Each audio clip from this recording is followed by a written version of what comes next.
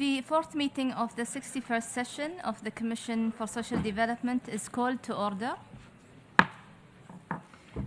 I invite the Commission to continue its consideration of Agenda Item 3A entitled Priority Theme, Creating Full and Productive Employment and Decent Work for All, as a way of overcoming inequalities to accelerate the recovery from the COVID-19 pandemic and the full implementation of the 2030 Agenda for Sustainable Development.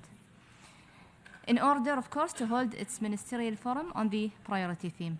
I am pleased to welcome the distinguished panelists of our Ministerial Forum on the priority theme, Her Excellency Hanna Sarakanen, Minister of Social Affairs and Health of Finland, His Excellency Edmir Edrovec, Minister of Labour and Social Welfare of Montenegro, Her Excellency Mariam bint Ali bin Nasser Al-Misnad, Minister of Social Development and the Family of the State of Qatar, Her Excellency Doreen Sifoki Mwambe, Minister of Community Development and Social Services and Member of the Parliament of Zambia, His Excellency Christian Guillermo Fernandez, Vice Minister for Multilateral Affairs of Costa Rica, His Excellency Anar Karimov, Deputy Minister of Labour and Social Protection of the Population of Azerbaijan, and Her Excellency Carmela Torres, Undersecretary for Employment and Human Resource Development at the Department of Labour and Employment of the Philippines. I very much look forward to a very productive and interesting exchange of view in this Ministerial Forum. Before giving the floor to our distinguished panelists, I wish to remind panelists to please keep within their allocated time limit and delegations to keep within the 3-minute time limit during the interactive discussion. I thank participants in advance for their cooperation. I now give the floor to Her Excellency Hanna Sarakanen, Minister of Social Affairs and Health of Finland. Please, Your Excellency. Thank you, Chair. Distinguished ministers, leaders and experts, ladies and gentlemen. Let me start by expressing my sincere condolences on the lives lost and devastation in Turkey and Syria. Finland stands ready to help. But, dear friends, let me start by sharing with you my 3 main messages. First, Agenda 2030. We are all committed to the Global Agenda 2030, which promotes social, ecological and ecological sustainability. We must ensure that the social dimension is fully integrated in the implementation of Agenda 2030, even and especially during the multiple current crises. Second, Social Summit 2025. Finland supports the Secretary General's initiative.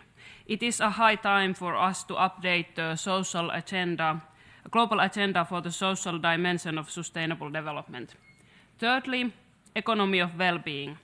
During Finland's recent presidency of the European Union Council, the EU group of countries agreed on conclusions on the economy of well-being, a policy orientation and governance approach that puts people and their well-being at the very center of policy and decision-making. We all know that GDP alone does not provide a comprehensive picture of people's well-being, and it is the well-being of the people and the planet that must be our priority in all policies. We also know that people who are doing well and are more productive in economy. There is a clear mutually reinforcing interlinkage between the well-being of people and the economic prosperity. The UN CSocD is fortunately a meeting where everyone knows that our investments into comprehensive social policies, including health, education, skilling and reskilling, promotion of quality employment, human rights, including labor rights, education, employment, gender equality and social protection for all members of society are vitally important also to economic development. And so do the efforts we take to build greater trust, more civic engagement and social cohesion in our societies.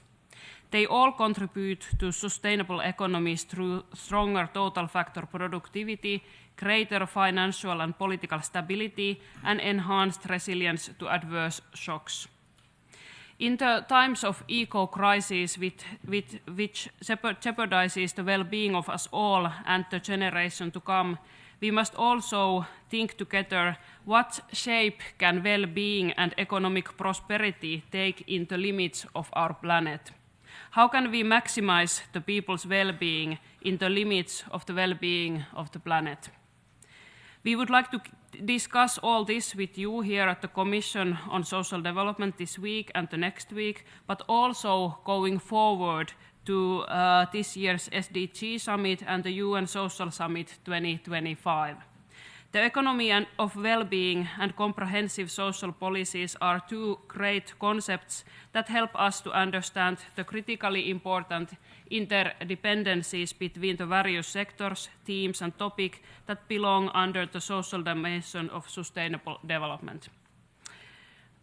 Madam Chair, let me now move to the main theme of this session of CSocD, the full employment and decent work as a tool in the reduction of inequalities and in reaching SDGs by 2030. We are living in the times of crisis. Climate change, declining biodiversity and overconsumption of natural resources are the most critical issues facing humanity. On the top of them, we got the COVID pandemic. Then the Russian war of aggression in Ukraine has led to the dramatic crisis in the costs of food and energy, not only in Ukraine, but also in Africa and Europe. And there are ongoing crises, wars, and instabilities also in other places of the globe. At the same time, despite many positive efforts to reach the Sustainable Development Goals, inequality continues to rise. Rising inequality and poverty is a direct threat to social stability and peace. Social divide in terms of wealth and income, but also of opportunity, resources, and participation in labor markets and political life can lead to the erosion of our social contracts and resilience. Decent work, universal social protection systems, and universal health coverage are direct and effective strategies to tackle inequality. Social protection structures that are gender responsive strengthen also women's role in labor market. Adaptive social protection is an effective tool to deliver support reliably to vulnerable people during different crises. A precondition for extensive social and health protection is a broad-based, fair and effective tax system supported by the people. In Finland, we have seen that the progressive taxation creates equity and social cohesion in society and ensures the resources for social investments, public services and social security systems. With taxation, we can also guide economy towards a greener future. I believe it is important to learn from each other, strengthen the taxation capacity of all countries and cooperate against global tax erosion. Dear friends, taking into account these mutual interdependencies, especially in the context of a climate crisis, it is important to move away from an attitude of growth first, redistribute and clean up later, towards a growth model that is sustainable and equitable from the outset. The much-needed transformation towards post-fossil societies also changes the world of work. Ecological reconstruction is a huge task that drives innovation and creates a lot of new work. In ecological reconstruction, we could tackle climate change and create quality jobs at the same time. Change is inevitable, but we need to support people in the change. I believe that investing in education and reskilling is the best way to support people in the changing labor markets. Also, comprehensive social protection system, including social benefits and cash transfers, support people during the changes and crises of our times. Universal social benefit systems strengthen not only the resilience of an individual, but also the resilience of the whole society and economy. In order to reduce inequality, a broad social and civic dialogue between diverse actors is needed, including all levels of administration. Social partners, civil society and the private sector must be involved in the development of policy measures. I want to underline the importance of high unionization rate of workers and employees and strong social dialogue between social partners. This ensures more sustainable and effective policy outcomes and fair working conditions also in the new forms of work, including digital economy and artificial intelligence. Ensuring the fair working conditions also in the new forms of digital and platform work is our mutual challenge also in the countries like Finland. I believe we can all benefit from international cooperation and lessons learned and good practice shared. Madam Chair, let me finally turn to a few key points that deserve our specific attention.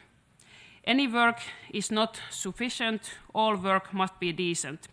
The COVID pandemic has halted progress towards decent work and now recovery is slow. It is critical to pay attention to policy measures on those especially at risk. Education and good governance are the best tools in fighting the informal economy causing poverty and substandard working conditions.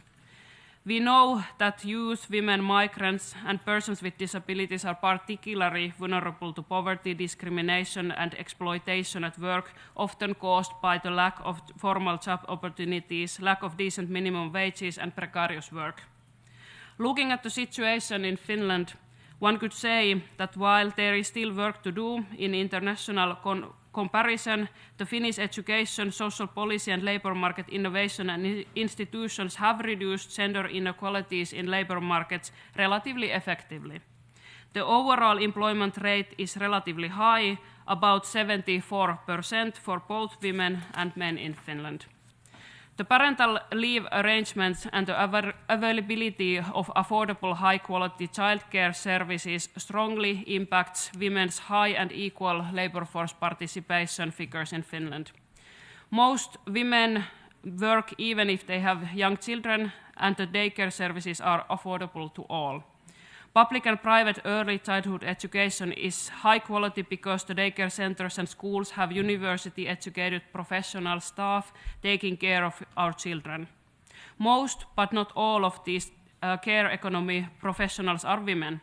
And you may be asking yourself, does this all make economic sense? And I can assure you that it does. In fact, we already have a long experience in Finnish government's giving priority to such economy of well-being investments. These are investments with high rate of return. These investments in gender equality really pay off. So, with this background, you will understand that we Finns very much like the parts of the Secretary General's report where the care economy is acknowledged as a rising sector, also bearing in mind the vast demographic changes in the global aging is bringing about us. We all know that the informal and unpaid care work is largely carried out by women of all ages. In line with the Secretary General's Our Common Agenda and its call to go beyond GDP in measuring societal progress, the economy of well-being approach is making the informal and often unrecognized unpaid care visible as an important productive sector without which the rest of the sectors could not manage. These and many other aspects of the social dimension of sustainable development will have to be discussed at greater length at the UN Social Summit 2025 and on the road towards the new summit. The world has changed a lot since the Copenhagen Social Summit 1995. At the same time, at that time, we did not discuss, for example, the social dimension of digitalization or climate change. For all these reasons, let me reiterate Finland's strong support to the forthcoming Social Summit 2025 as an exceptionally well-timed opportunity to recalibrate our commitments and common actions on this planet that truly belongs to all of us. Thank you. I thank the Minister of Social Affairs and Health of Finland for her statement, and thank you, Your Excellency, for shedding light on some key points, the importance of the integration of the social dimension, the implementation of the SDGs, the need to focus more on the economy of well-being, and the points you have shared about the findings of your country in terms of the linkages between people's well-being and the economic prosperity, and having more of a people-centered approach when it comes to dealing with social aspects of the economy. And of course, also for flagging the importance of focusing more now on the social summit in 2025. I think, of course, the Secretary General had in the report on our common agenda 3 key summits. Of course, the Transforming Education Summit, and of course the forthcoming the Summit of the Future, and later on the Social Summit. So thank you very much for bringing that to our attention. Let me move on, and I would like now to give the floor to His Excellency Edmir Edrovec, Minister of Labor and Social Welfare of Montenegro, Your Excellency. Thank you, Madam Chair, Excellencies, honorable members. It is my pleasure to be here today on behalf of the government of Montenegro and to have an opportunity to share our experience with the UN member states related to the policies the Commission for the Social Development is dealing with. Montenegro became a member of the United Nations in June 28, 2006, 1 month after the gaining its independence. Since then, Montenegro actively participates and contributes to UN agenda and organization with the systems. Montenegro is one of the first countries to transpose the 2030 agenda for sustainable development into its national strategic framework, adopting in 2016 the national strategy for sustainable development until 2030. This strategy represents an umbrella, horizontal and long-term development strategy of the country as a response to challenges of the way to the sustainable development of the Montenegrin society until 2030. In the years preceding the COVID-19 pandemic, Montenegro recorded economic growth of around 4% per year, which was stopped and reduced in the first year of the pandemic by the 15.3%. According to the UN Common Country Analysis, the COVID-19 pandemic had a significant negative impact of the country and the people, deepening existing vulnerabilities, exposed and increased structural weakness in the economy. Widely applied isolation and social distinction lead to a temporary suspension of limited operation of the economy, reducing in employment case the growth of new poverty, and due to the difficulty of education during the pandemic, the crisis will also negatively affect the quality of the human capital for the future. Therefore, is in a situation to overwhelming the whole world, we can say that Montenegro responsibly and relatively successfully overcame the challenges at the very beginning of the pandemic and showed its responsibility through to the following steps. An assessment of fiscal policy needs for carried out additional financial resources were defined. Additional funds were provided in a timely manner and directed towards the most urgent needs and the most vulnerable categories of the population. Business continually is ensured in conditions of mandatory physical distance and absence of employees. Continually all of payments for public funds, for salary, pensions, for the financing of all public functions, health, social benefits, defense, security, etc., and financing of all international obligations is ensured. The economy substance and the greatest number of jobs preserved. related to the most government adopted 2 sets of measures and during the crisis 3 more.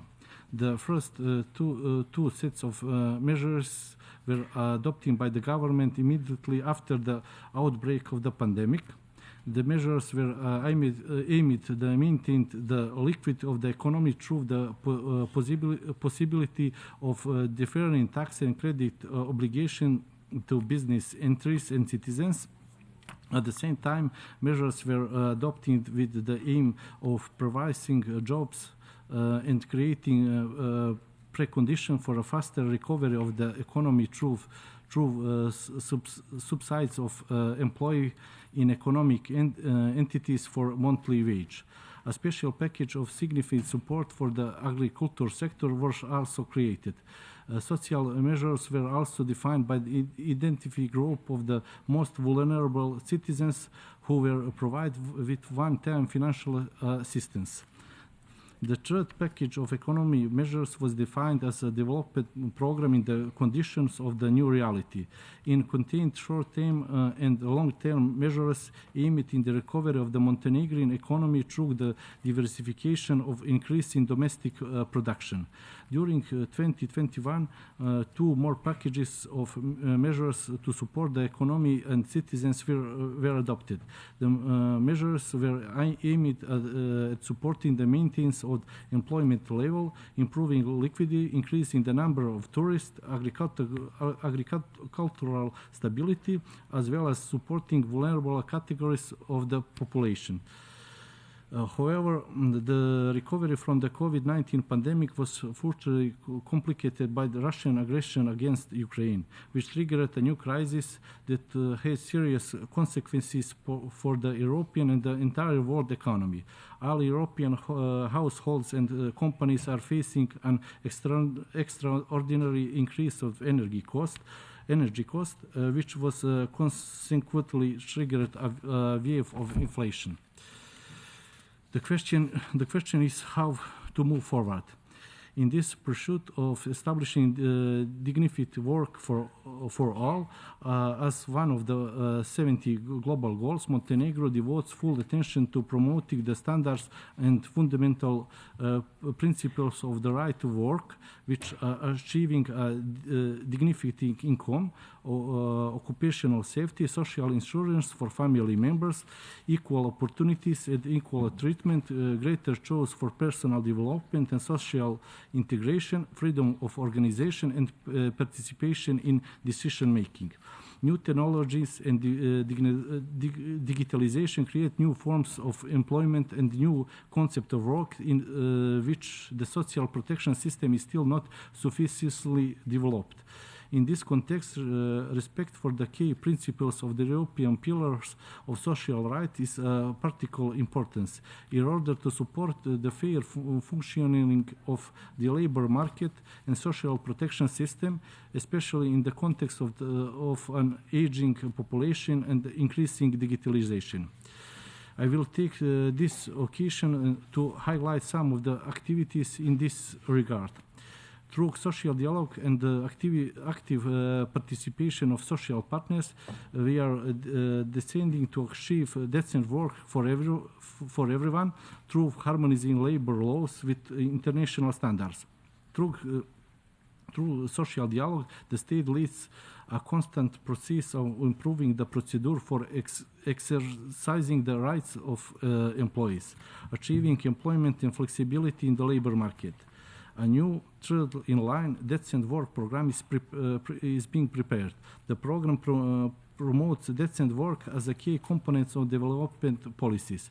Program will be aligned with the new United Nations Sustainable Development Cooperation Framework Montenegro 2023-2027, with focus on the field of the work and the labor relations, employment, occupational health and safety, social dialogue, as well as effective employment mechanism. It is expected that the implementation of the planned activity will adequately respond to the challenges caused by the consequences of the COVID-19 pandemic and build a more resilient labor market. Taking into account the fact that there is no decent work without decent earning, especially in the condition of current economic crisis, Montenegro has increased its minimum wage in respect to preservation of living standard. The business environment for the future development of female entrepreneurship and social entrepreneurship is being improved in order to reduce the social exclusion of this target group through employments. The youth feel the greatest consequences of the pandemic crisis in three dimensions.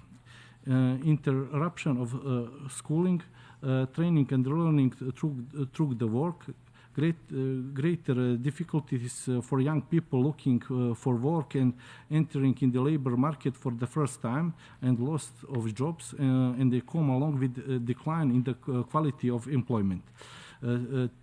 Therefore, Montenegro started developing a program for the introduction of support for young people through the Youth Guarantee Implementation Plan in order to enable every young person with 4 months after leaving education or training or becoming employed to receive a quality job offer, internship, further training or continuing education. In order to reduce inequality, apart from the economic, the social dimension of policy implementation is very important. Despite the support during the pandemic crisis, children, young people, and elder people with disabilities, refugees, and other vulnerable groups require a systematic medium and long-term policy framework which will be adapted to needs of the most vulnerable parts of society.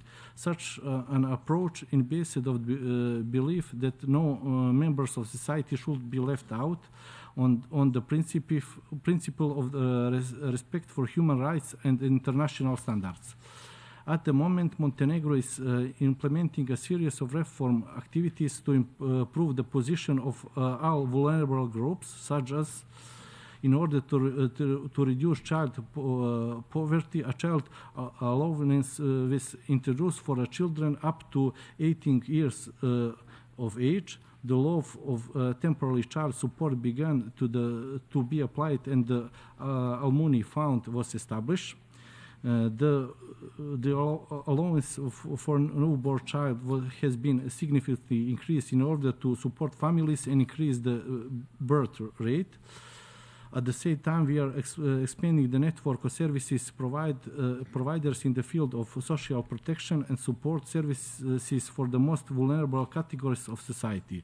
A state shoulder for victims of human trafficking was established. We continuously increase the capacity for housing for elders.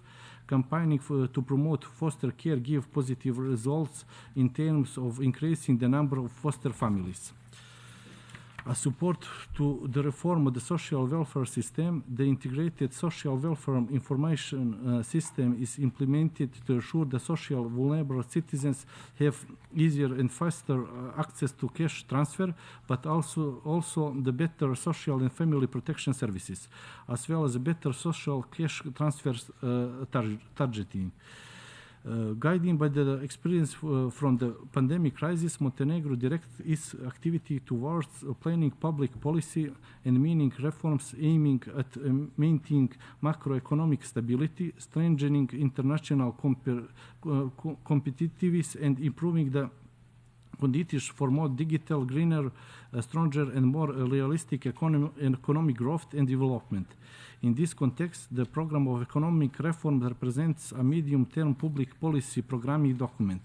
The document contains 19 priority reforms measures in response to the 3 biggest structural challenges of the Montenegrin economy that should contribute to increasing employment, especially of women and young people, as well as solving long-term employment, strengthening the regulatory framework and reducing informality in economy while adapting to the green and digital transition.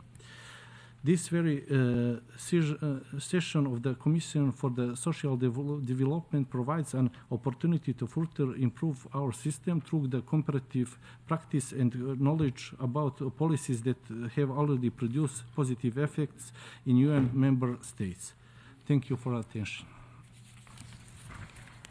I thank the Minister of Labour and Social Welfare of Montenegro for his statement, and Your Excellency, thank you for sharing with us the expertise from Montenegro and the set of measures that have been put in place to deal with the impact of the COVID-19 pandemic when it comes to providing and creating jobs. You've highlighted the importance of digitalization, and when it comes to providing a new set of jobs in the labor market, you have as well shared with us some important aspects of your country's experience when it comes to harmonizing of labor laws with international standards, and as well when it comes to introducing support to youth through the internship programs and addressing child poverty. Thank you again, Your Excellency. I now would like to give the floor to Her Excellency Mariam bint Ali bin Nasser Al Masnad, Minister of Social Development and the Family of the State of Qatar. Your Excellency.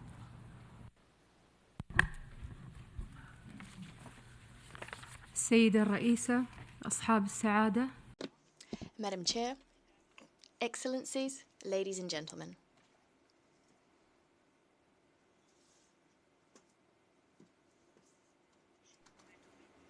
At the outset, I should like to express my gratitude for the convening of this meeting, which will help us to continue our work on development and social issues. However,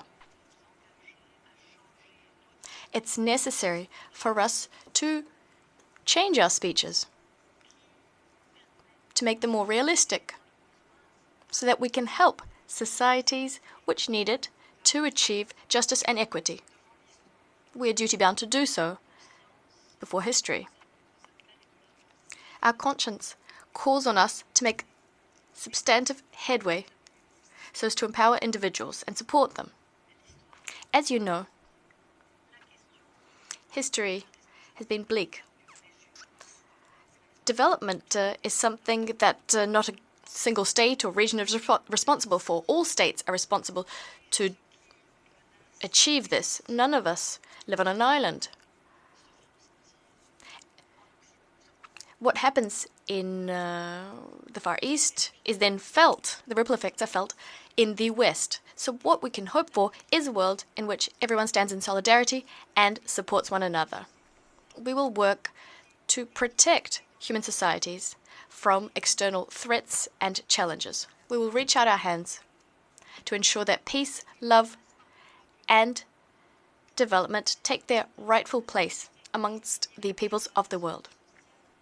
This will help us to prevent social degradation, which hit us hard following the COVID-19 pandemic.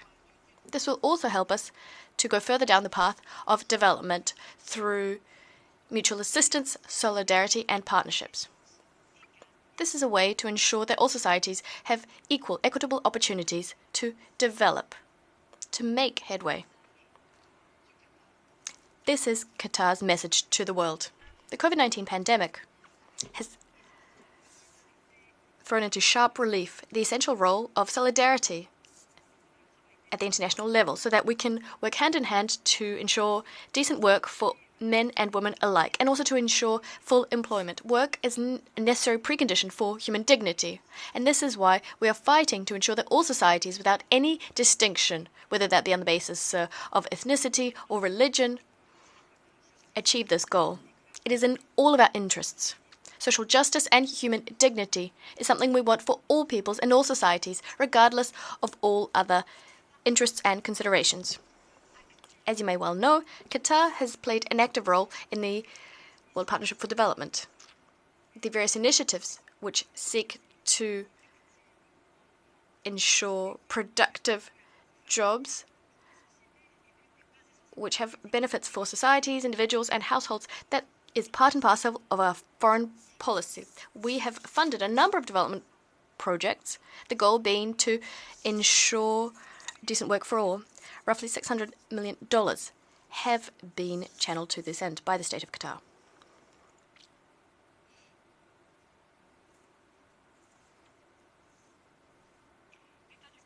The State of Qatar attaches particular importance to the pivotal role played by migrant workers who play a key role in the building of Qatar's infrastructure. They are also contributors to our sustainable development.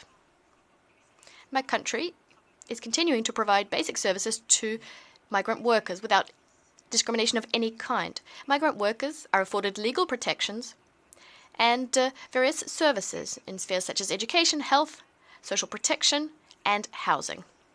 I'd like to draw your attention on this note to the fact that we have facilitated remittances being sent by our migrant workers back home to their families. As part of our family policy, we have spared no effort through the Productive Families Initiative. The goal being to create a productive society in which people are not reliant on assistance. Qatar is well aware that the various disasters hitting our world call on us to respond as swiftly as possible so as to achieve the Sustainable Development Goals and to overcome the shortcomings, especially economic shortcomings we've faced. Before I wrap up, I should like to remind you the words uttered by Mr. Al-Thani, who spoke at the United Nations, and here I quote. He said that our world has become a village. All of our sorrows are inextricably linked. We are facing swift developments. As soon as an economic or environmental event occurs, there are knock-on effects for all of us. By way of conclusion, I would like to state that my state's message will not change. Love, peace, mutual assistance, and cooperation are necessary in order for us to achieve human dignity and the development of peoples and societies. We are working to achieve this objective, working hand in hand with all of you, all states on our planet. Thank you. I thank the Minister of Social Development and the family of the State of Qatar for her statement. Your Excellency, you have as well shed light on some key points. Let me highlight some of them. Work is a precondition for human dignity. The linkages, the central linkages between social justice and human dignity is key to our deliberations. And of course, you have also mentioned the role that Qatar has played in putting in place a number of productive initiatives that deals with providing and creating job opportunities. Salatek, a well-established organization, you have mentioned their presence in more than 85 countries, and many countries are benefiting from the funds provided by Salatek, a job creation organization. You've also mentioned the role migrant workers play in the development of the country, and as well the many family initiatives have been put in place to deal with the aspects and the aspects of social protection in the society. Thank you very much, Your Excellency. Let me move on. I would like now to give the floor to Her Excellency Doreen Sifoki Mwambe, Minister of Community Development and Social Services and Member of Parliament of Zambia.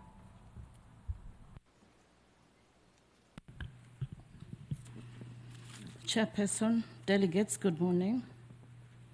The government of the Republic of Zambia is committed in overcoming inequalities to accelerate the recovery of the COVID-19 pandemic and the full implementation of the 2030 Agenda for Sustainable Development. This is in recognition of the devastating effects of the COVID-19 pandemic and the need to create pathways through which the widened inequalities can be addressed among workers.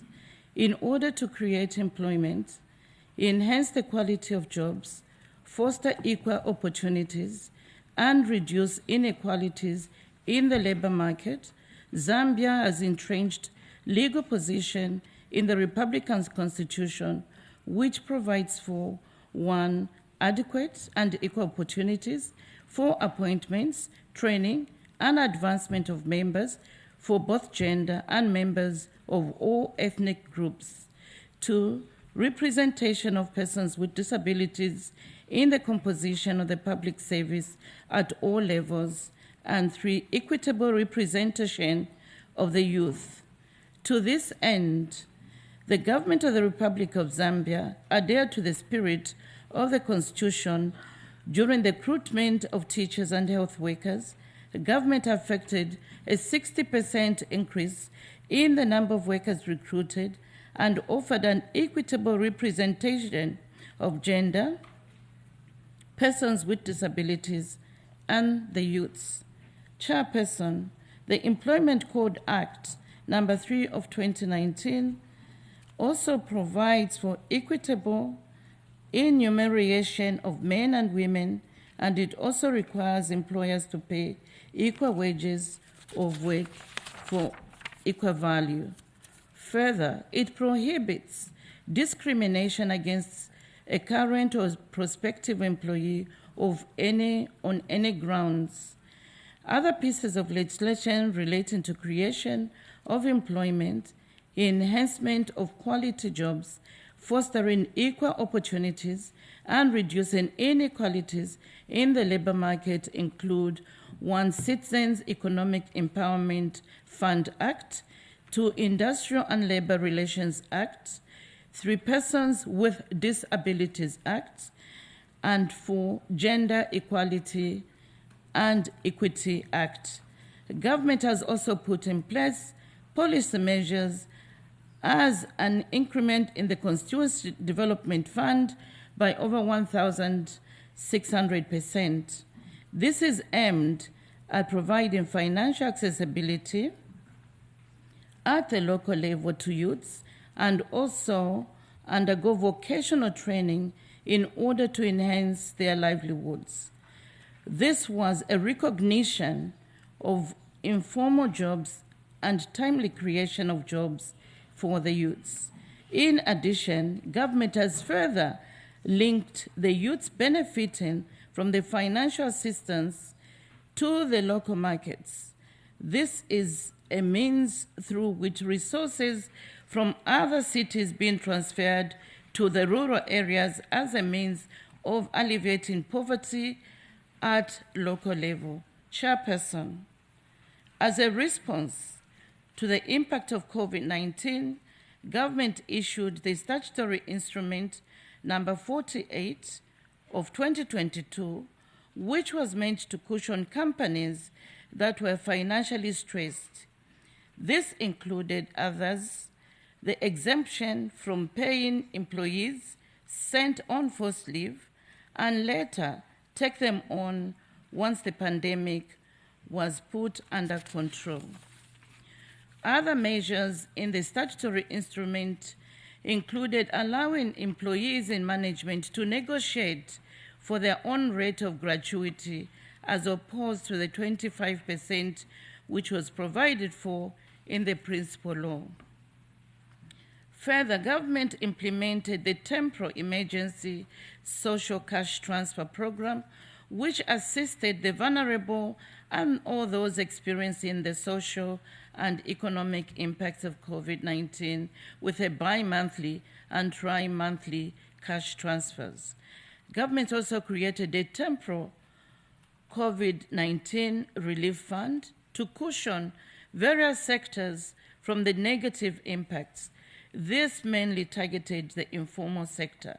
Additionally, government provided tax amnesty to businesses that were affected by the pandemic. In order to facilitate labor market inclusion in the disadvantaged and excluded groups, which include women, youth, and older persons, persons with disabilities, immigrants, minorities, indigenous, and other vulnerable groupings against stigma and discrimination, government has continued to ensure that these vulnerable groups are cushioned through financial interventions such as 1, increased social cash transfers to older persons and persons living with disabilities, 2, provision of empowerment funds to the youths, 3, the launch of the immigration policy, whose guiding principle is that immigrants are human beings with needs rights, and interests which should be safeguarded. Chairperson, government is in the process of revising the Disaster Management Act, which established the Disaster Management and Mitigation Units under the Office of the Vice President. The functions of the unit include management of disaster funds and the coordination of national response to disasters. The Act is currently being revised in order to enhance its provisions so that they are responsive to the various categories of vulnerable groups, such as persons with disabilities, children, and women. Furthermore, government established the Zambia Institute of Public Health, whose main function is to provide a coordinated national response to pandemics and epidemics. Chairperson, government has taken measures to accelerate the transition from the informal to the formal economy.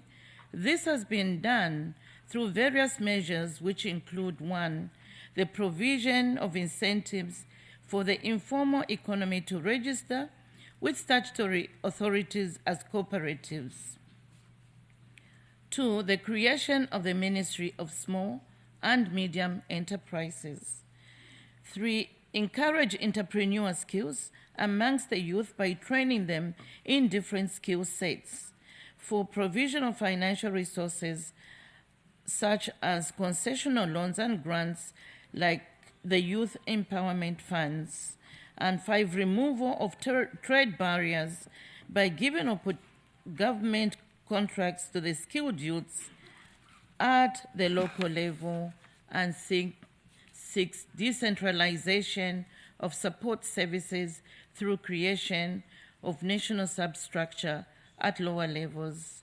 The government of the Republic of Zambia is currently transferring capacity from the national level to the local government level so as to provide a platform for the recognition of informal economic activities.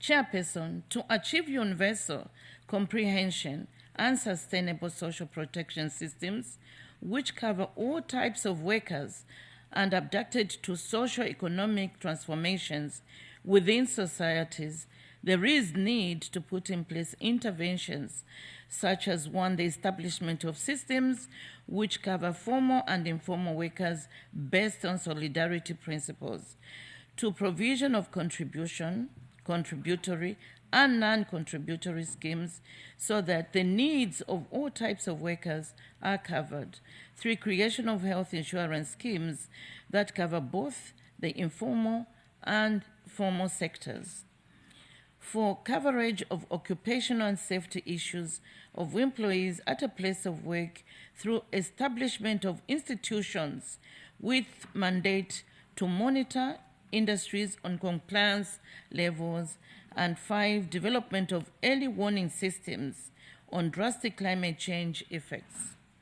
Further, there is need to put in place policies and measures that can support the creation of decent jobs in new sustainable and growing sectors, notably the green economy, platform economy, the care economy, and social and solidarity economy. These include, but not limited to, mainstreaming green economy in the various sectors of the economy,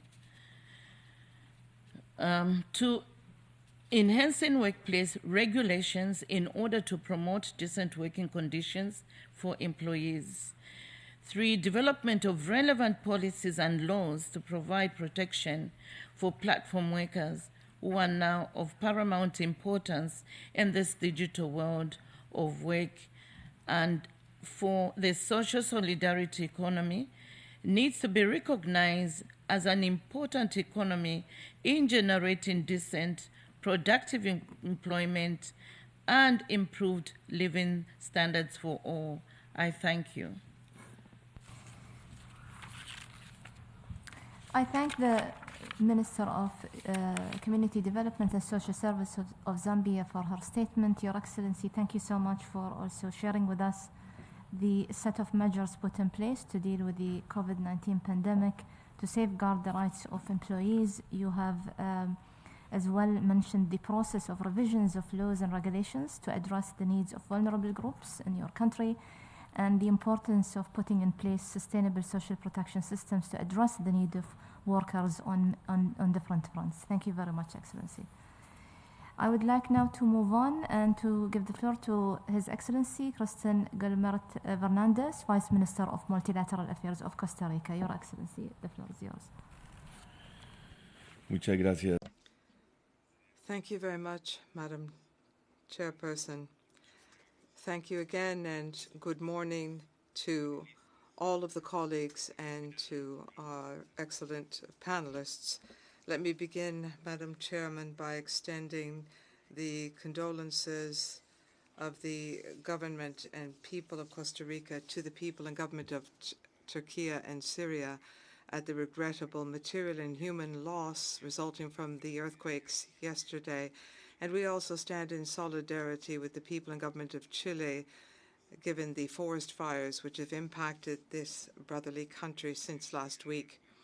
We express our solidarity and our readiness to support your relief and recovery efforts from these natural disasters.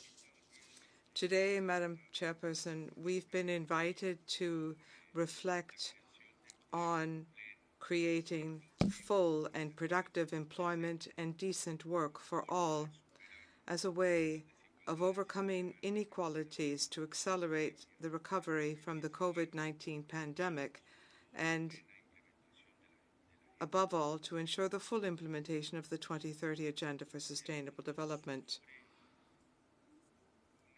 The world is suffering from a multidimensional crisis. Firstly, we have the major challenge of combating climate change. We are fighting the loss of biodiversity, and as if that were not enough, as we seek to build a new social contract, we do not see any possibility of financing adaptation for countries in the south, but also for countries in the north. These crises are also, well, rather put, we need to have some targeted action to respond to these crises. And speaking about social contract and combating climate change and the loss of biodiversity, if we do not do something, if there's not financing for adaptation, as much as we seek to create jobs, as much as we seek to have universal healthcare coverage, humanity is at risk. As the Minister of Finland said, we are facing this challenge, the challenge of ecologic rebuilding. We need to rethink our ecosystem. We need to change it. We need to have innovation, digitalization, so that we can have a decarbonized green economy. And for that purpose, we must put people at the very heart of all of our actions. In other words, we have to have a human rights-based approach. A human rights-based approach that on the one hand will make social dialogue possible. We have to have a dialogue between entrepreneurs, employers, unions, academics, civil society, and governments. And what we need to do for that is to strengthen the educational pillar and ensure opportunities for everyone. You've invited me to tell you what Costa Rica is doing in this sphere. I'm going to sum it up, and I may speak somewhat at length, but there are three key elements. Firstly, we have to have a public policy public policies based on a human rights approach. All public policies need to be focused on the human being. Then we have to have a territorial approach, because poverty and inclusion is not the same thing in the capital as it is in our rural areas. It's not the same thing in the mountains as it is in the coastal regions. So a territorial approach needs to be an extremely important component so that we can combat exclusion. And the third element is that we need to focus on vulnerable groups. Which groups within our society need targeted care in our public policies? So in broad terms, that's what I will be referring to and telling you what we're doing in Costa Rica. While it's true that the pandemic hit us hard, we have in our collective memory this tragedy, namely the pandemic, firstly because of the loss of human life, but also because of the impact the pandemic had on the daily lives of billions of people around the world. However, there is another dimension to this crisis that we mustn't forget, and that is the impact that this has had on the mindset of our people, because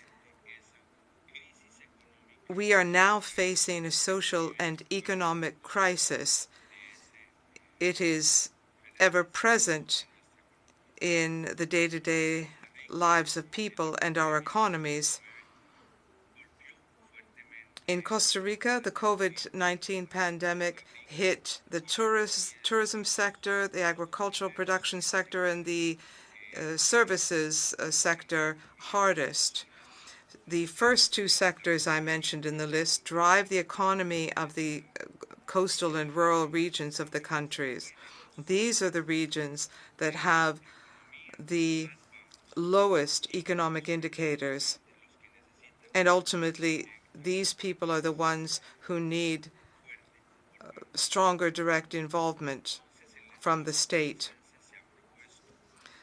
So the state of Costa Rica, in a variety of fora, put forward a number of initiatives using primarily a human rights-based approach. And we did this because we are convinced that in order to be sustainable, economic and social development must seek the effective enjoyment of rights for people, namely the right to clean, healthy, wholesome environment. And our economic recovery efforts cannot disregard an individual's right to free speech and an individual's right to participate effectively in matters affecting them. And so a human rights-based approach is one methodology, one way of doing things, namely to put the human being at the very heart of the policies and decisions which the state has to make. By way of example, I will tell you about something that we did in the agricultural sector in Costa Rica during the pandemic. We need a lot of migrant workers, and historically we have many migrant workers coming from Nicaragua or indigenous people coming from Panama. These people cross the borders freely, but there's no guarantee for workers' rights or for health care. And so when the pandemic came about, we set up a traceability system. We worked with employers who hired individuals to come to work on farms, and we could trace those individuals for epidemiological reasons. We did this so that we could ensure health care for them during the pandemic, where they were working. We have a historic duty to these people to give them greater labor protection, health care, and to do that in the context of an emerging economy. So to combat the disadvantages of the pandemic, we focused state aid on these particularly vulnerable sectors. I'm referring to people living with disabilities, for example, to ensure that they could be employed, and that's extremely important, and it has been extremely important. For 2 years, we set up a model where these groups were particularly targeted because, given the nature of those groups, they had a harder time accessing the labor market. That is one direct action taken by the government, and we provided subsidies to those families. And perhaps the greatest challenge for a country from the south, such as Costa Rica, was that we needed to make sure that as we sought economic recovery, we included the gender perspective. I spoke about a human rights-based approach, but we are also giving equal importance to inclusion and gender equality. It's not because we see it separate from human rights, but we believe that much more involvement is needed in this area, because studies have shown, at least in my country, that poverty has the face of a woman. These the female-headed households tend to be the poorest and the most disadvantaged. So we wanted to focus on the gender equality pillar across the board in all of our public policies. That's also key.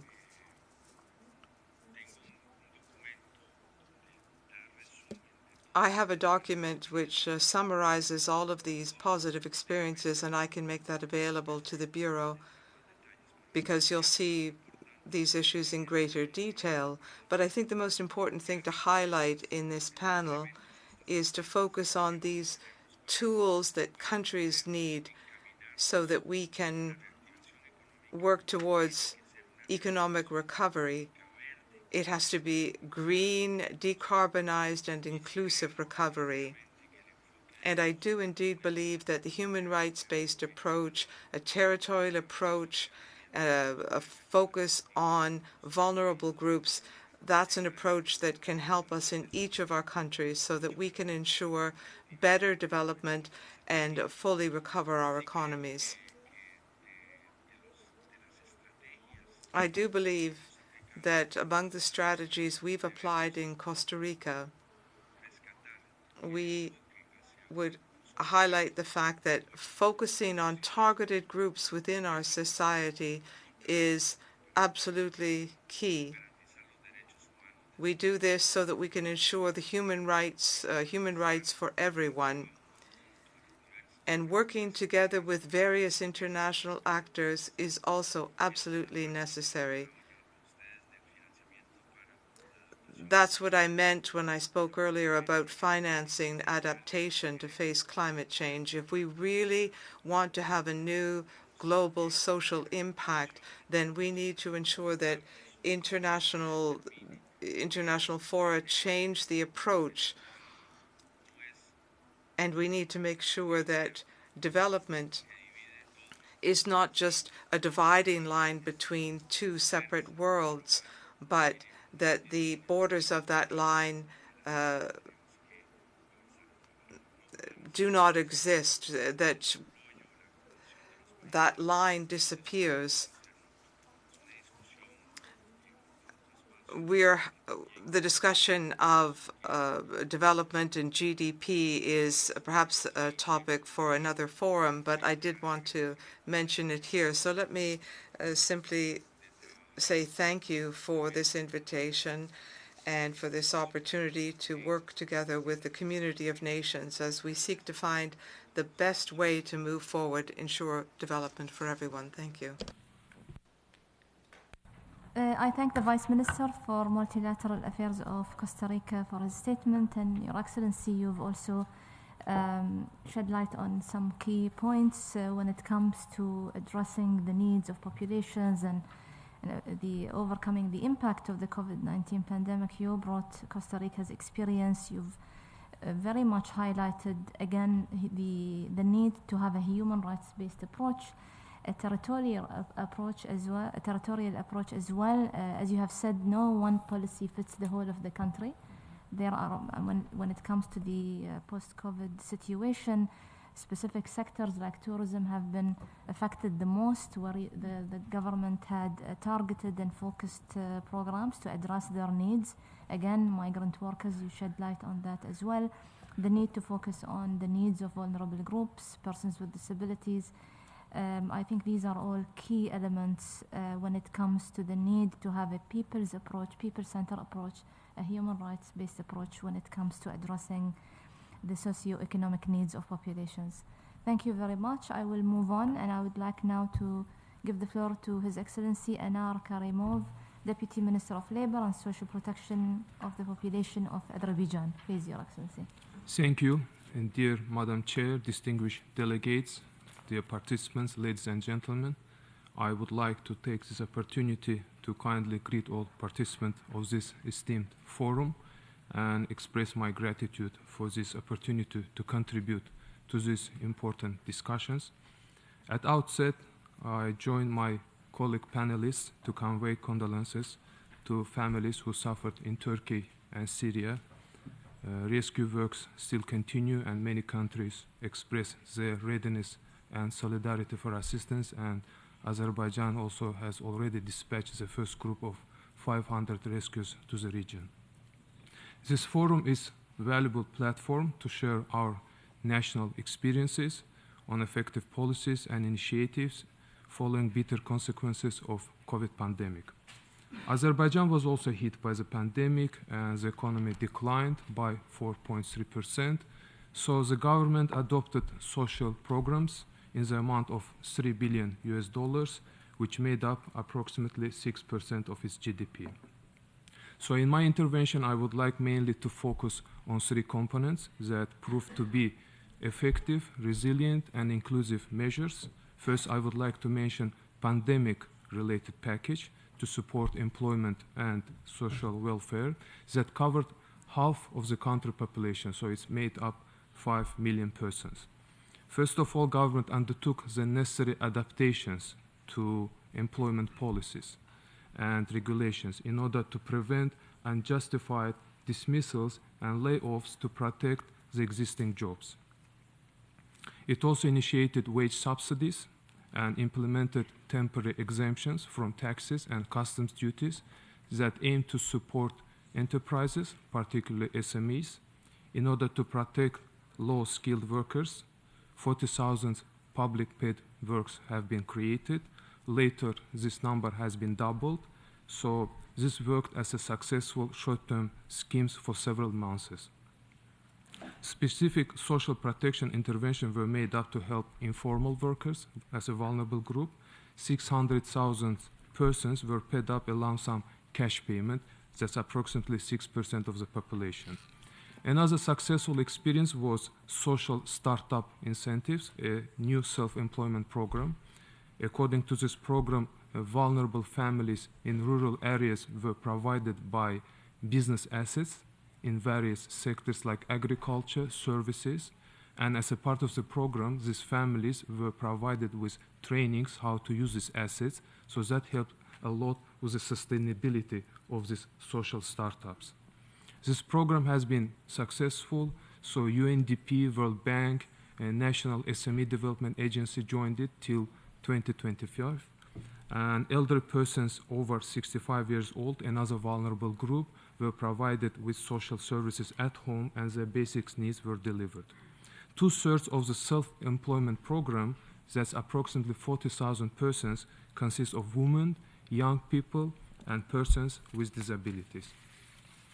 In collaboration with social partners from the private sectors, more than 100,000 families were provided with food packages several times during the year, and to improve access to health care, 13 modular hospitals were built, 5 in rural areas. As a second component, I would like to describe policies and measures that have been in generally successful in creating employment opportunities and sustainable social protection system. So employment growth and creating decent work has been set as a national priority. So with support of United Nations institutions, the National Employment Strategy for 10 years has been adopted that enable better management of labor, employment, and social protection.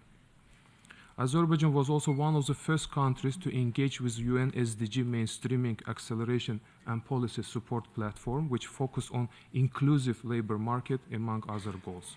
For the last 5 years, government gradually implemented several phases of social reforms, and the last phase has just been entered into force this January, and that covered 2 million persons. That makes approximately 20% of the population. So in this regard, social minimums were raised in order to better protect the low-income groups and to address the income insecurity. The minimum salary, pensions were increased to 3 times, so the minimum wage is higher than the living minimum amount by 40% now. Increase of the minimum wage and other social standards are important since they have a so-called lighthouse effect by affecting wage determination in various sectors. We also witnessed positive dynamics in the amount of median wage, which rose by 90%.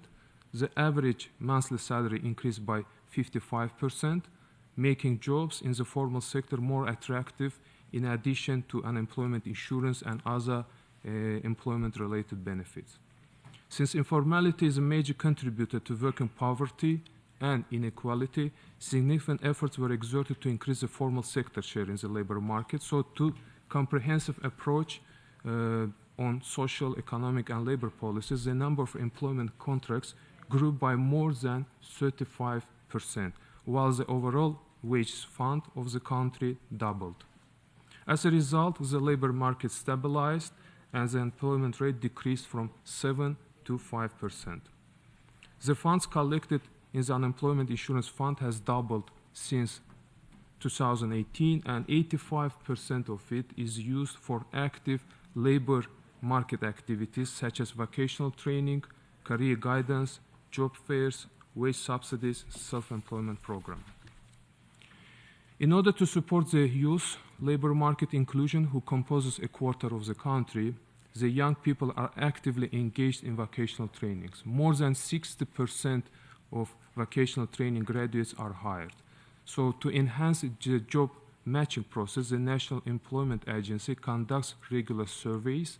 They design the register of the most demanded professions, and based on this register, it organizes and outsources vocational trainings to training centers, but itself is working on creating an online vocational training center to deliver as a first batch of 10 professions.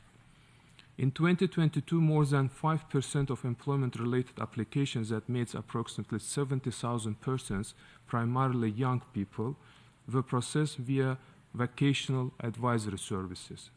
To reduce inequalities in the labor market and ensure decent work for women, the national labor regulations are reviewed in line with international labor standards. For example, for the last 3 years, the Labor Ministry initiated more than 1,000 legislative amendments. For example, according to recent legislative amendments last November, 2/3 of limitation for hiring for women were eliminated, only allowing few specifically for protection of health of pregnant women and their babies up to 3 years. This will also contribute to closing the gender pay gap and facilitate better access of women to the labor market. At the same time, introduction of flexible labor regimes is expected. Azerbaijan has one of the highest ILO convention ratification rates in the region, 58 conventions, including gender-specific conventions. Currently, we're working on ratification of the ILO Convention on Occupational Safety and Health. As an important element, social dialogues between workers and employers is conducted through the Tripartite Commission on Social Economic Issues. It operates as a permanent body with its secretariat since 2016. So the three parties involved is a Labor Ministry representing the government, National Confederation of Entrepreneurs, and Confederation of Trade Unions representing workers. State Occupational Safety Fund operates and focuses on financing the development of standards, regulations, research, awareness raising on occupational safety matters. A new center with the support of EU was established 3 years ago. It's a National Observatory on Labor Market and Social Protection, and it's the first such center in CIS region. The ministry started cooperation with UNICEF on development of shock-responsive social protection. As a third component of my intervention, I would like to mention that the government actively introduced innovative and digital solutions for social services.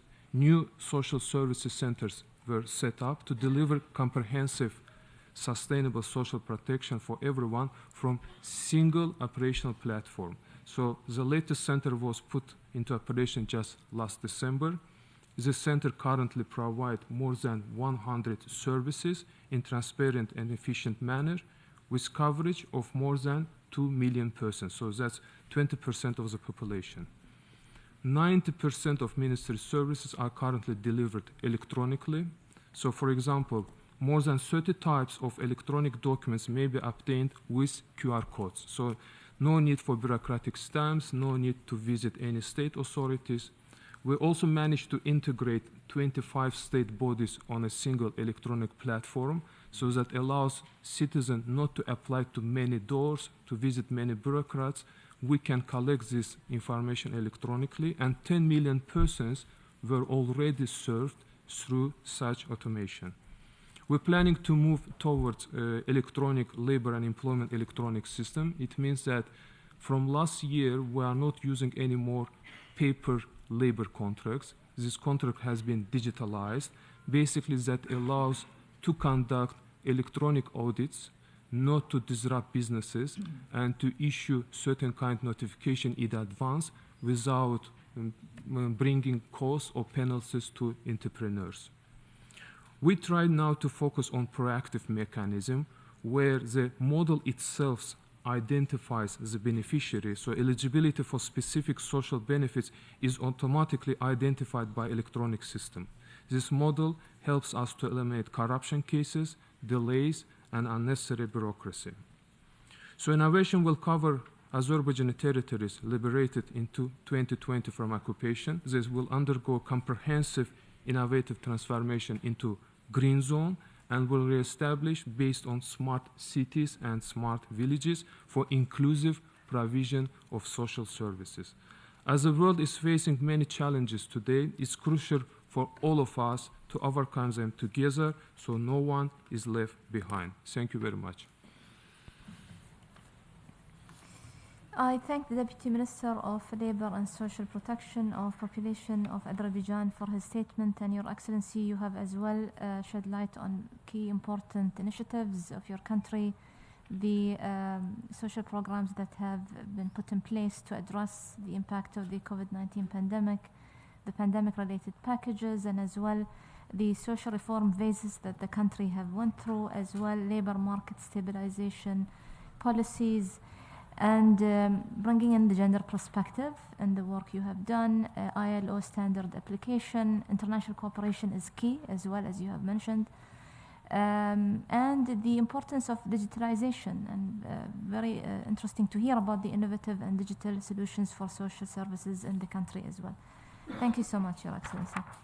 I now give the floor to Her Excellency Carmela Torres, Under Secretary for Employment and Human Resources Development at the Department of Labor and Employment of the Philippines. Please, you have the floor. Thank you, Chair. Distinguished Chairperson, Excellencies, ladies and gentlemen.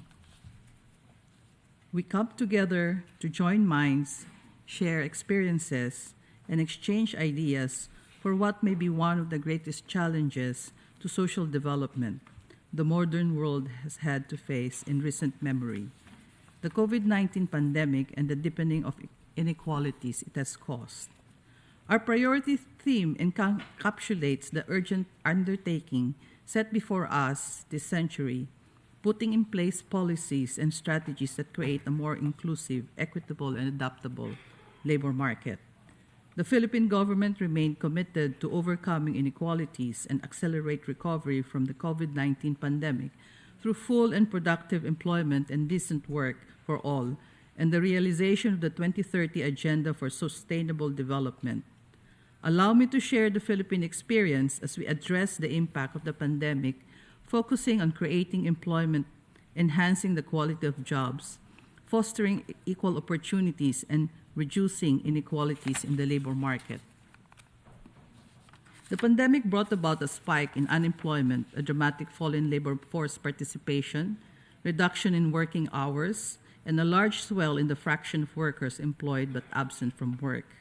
In April 2020, at the peak of hard lockdown, employment fell by 8 million, in contrast to the net employment gain of 1.6 million. The services sector suffered the largest employment loss, followed by industry and agriculture. The unemployment rate registered an unprecedented high of 17.7%. Youth unemployment more than doubled from 13.6% to 31.6%. Underemployment increased to 14%. In the Philippines, over 428,000 workers were displaced nationwide at the peak of the pandemic in 2020. A staggering 26,000 establishments reported work displacement, 90% of which reduced workforce, while the remaining 10% reported permanent closure.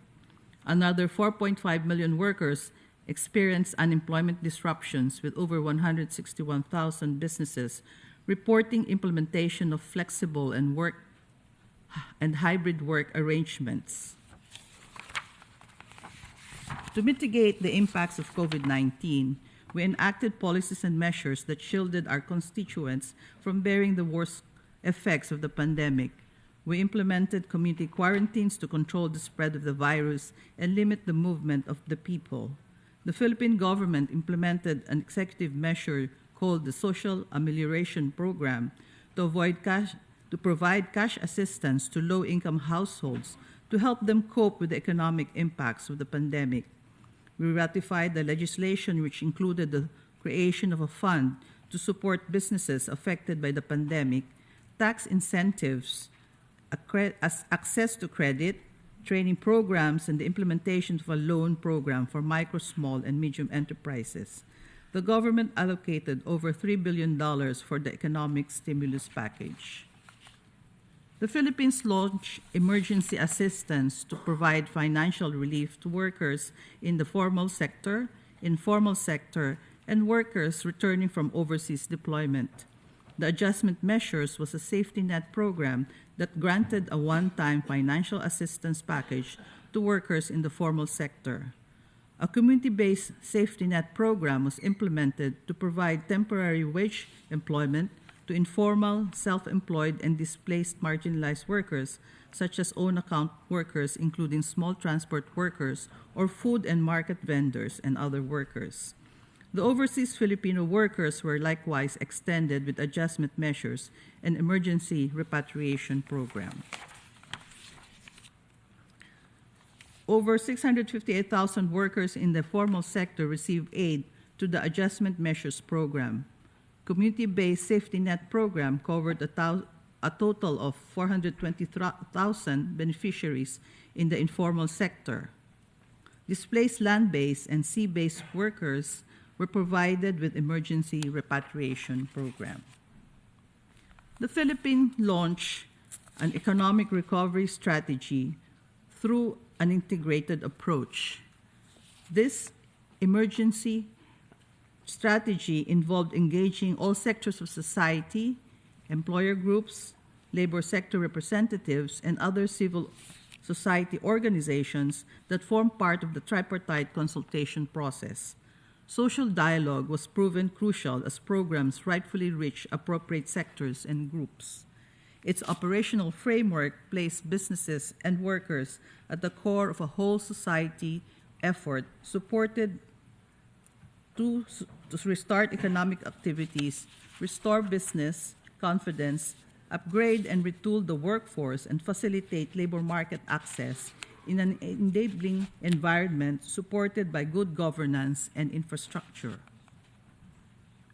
Under the 8-point recovery program agenda of the Philippine government, it pursued policies and strategies such as the promotion of retooling and upskilling of workers, full implementation of youth employability programs, extension of assistance to business establishments, provision of social protection to vulnerable groups, monitoring and support to the continuous implementation of programs with high impact on employment, the approval of a wage subsidy for private workers, the conduct of a job summit towards accelerated recovery from the pandemic, and the passage of priority legislations and policies.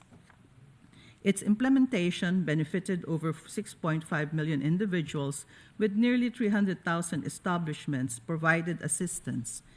It oversaw the creation of about 900,000 jobs, the provision of training to more than 1.3 million workers, and employment facilitation services to over 200,000 Filipinos.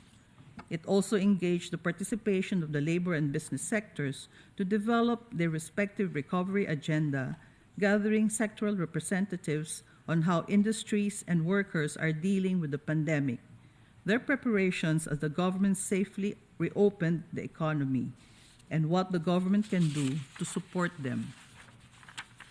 To complement government initiatives, business and employer groups implemented the partnership project called Reform, Rebound, Recover, 1 million jobs for 2021. The project aimed to immediately source Filipino talents for deployment in the construction, manufacturing, particularly semiconductors and electronics, tourism, and hospitality and export industries. The private sector proactively coordinated with the government to facilitate vaccination of thousands of workers and communicate their skills demands as a way to facilitate accurate job skills matching. A job transition initiative mapped out skills of affected workers and looked into retraining them so that they may be absorbed by industries such as construction and electronics. Skills upgrading was a key strategy, especially in the green, digital, and care economy, by equipping workers with the necessary skills and knowledge to secure better paying jobs. This will be supported through green skills training and education, digital transformation initiatives, and digital micro-credentialing, as well as funding, training, and education for workers in the care sector. The Philippine Technical Vocational Education Authority, or TESDA, promoted and engaged in the upskilling of workers, aiming to update skills requirements. We renewed our focus on developing our labor market information systems to provide job seekers and employers with real-time data and help match workers with suitable jobs. Through our public employment services institutions, we implemented employment facilitation programs, including job fairs, career development, and placement services at no cost to the private sector to help job seekers find employment. Chair, Excellencies, we have implemented and continuously strengthened measures to protect the vulnerable sector. Measures included conditional cash transfer programs such as cash transfers, health insurance, and pension schemes, review of minimum wage, and finalizing the policy on social protection floor.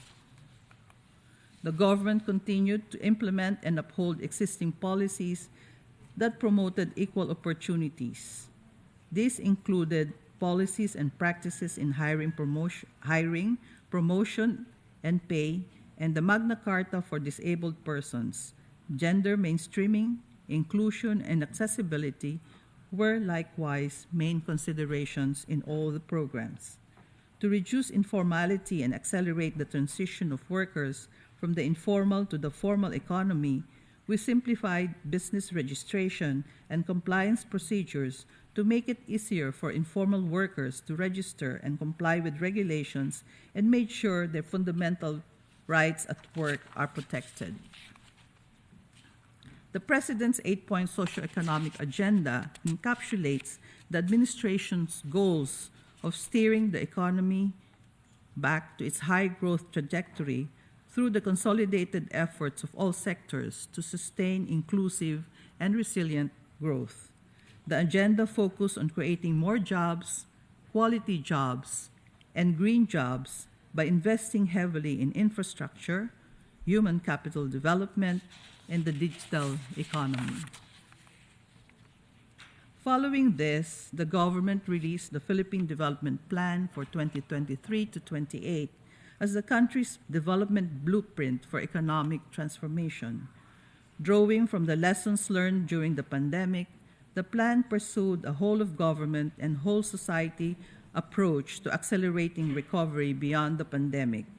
The plan called for deep and fundamental transformations in all sectors: social, economic, institutional, and environmental, as we aim to reinvigorate job creation and accelerate poverty reduction toward a prosperous, inclusive, and resilient society. One of the key sectoral outcomes of the Philippine Development Plan 23 to 28 is increasing the income earning ability of the Filipinos to strategies that will increase their employability, expand access to employment opportunities, and shared labor market governance. This involves developing the workforce and increasing their employability in the market, ensuring that skills are aligned not just with the current in-demand requirements, but also with critical and emerging skills. Effective and efficient employment facilitation processes will also enable faster and more strategic job search. A vibrant social partnership based on shared responsibility for achieving a responsive, fair, and efficient labor market will also be crucial. We are currently working on the National Labor and Employment Plan for 23 to 28, which is aligned with the Philippine Development Plan, to continue our work on accelerating recovery by ensuring productive, remunerative, freely chosen green and sustainable work and employment opportunities that are available for all Filipinos, women and men. Altogether, the strategies, policies, programs, and measures of the Philippine government, including its long-term vision outlined in this presentation, rightfully aligns with the UN Sustainable Development Goals, particularly on ending poverty in all its forms, achieving gender equality, and empowering all women and girls, promoting decent work and economic growth, and reducing inequality for a just transition toward actualizing a world where no one is left behind. It is our hope that through this forum, we can build avenues for cooperation and collaboration with other countries to work with areas of mutual interest so that we can advance our respective agenda without compromising the ultimate objective of full, productive, and decent employment for everyone. Thank you. I thank the Undersecretary for Employment and Human Resource Development at the Department of Labor and Employment of the Philippines for her statement. Your Excellency, thank you so much as well for sharing the experiences of the Philippines in dealing with the impact of the COVID-19 pandemic. You've mentioned the social amelioration program put in place to address the needs, the economic needs of the population, as well the community safety networks that have been created, programs addressing the needs of overseas workers. You've also mentioned measures to protect vulnerable sectors and the work that has been done to implement gender mainstreaming and inclusion, among many other initiatives you have mentioned. Thank you so much, Your Excellency. I now open the floor for comments and questions to our distinguished panelists. Participants wishing to make comments or pose questions to the panelists are invited to press the microphone button on their console. I remind delegations that the interactive dialogue serve to pose questions and make comments directed to the presenters. The delivery of written statements is strongly encouraged. This is an interactive discussion, so I hope we can stick to that. I would request that the interventions be brief and concise, and any questions to the presenter be made at the start of the intervention. So the floor is open.